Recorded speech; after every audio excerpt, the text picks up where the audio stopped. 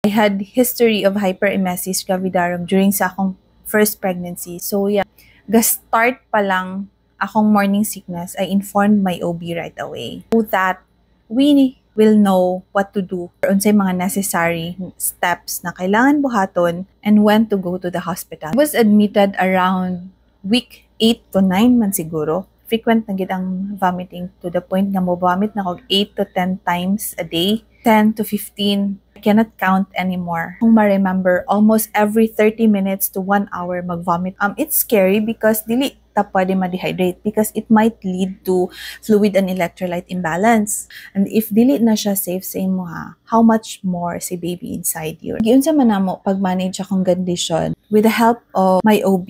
May mga laboratory tests na perform to be sure nga the vomiting and nausea, pregnancy hormone induced siya and dili lain medical condition like hyperthyroidism. When the results were out and everything kay normal, kita nga, okay, pregnancy hormone induced siya nga vomiting. But pag abot pa lang nako sa emergency room, ang ongoing condition nga pregnant, kasuka, IV fluid nako. I think it was plain NSS for fluid replacement medications nga gipanghatag. So before nako i-mention ang mga medications, you have to really see your OB to be sure and ma-diagnose mo tarong. All these medications nga akong i-mention, all prescribed by my OB.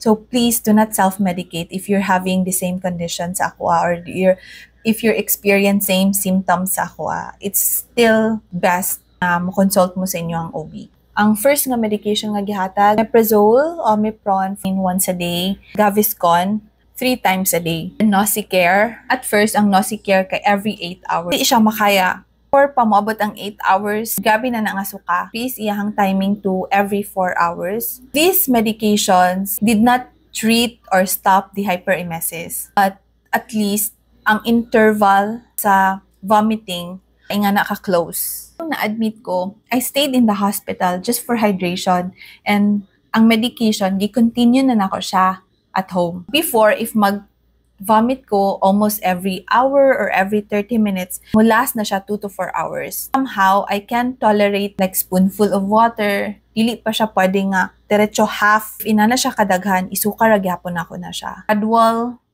increase sa akong intake. And every 2 hours, magkaon ko og 2 ka kutsara na rice o sudan. Na siya dito na siya na-happen sa week, mga around 13, 14, 15.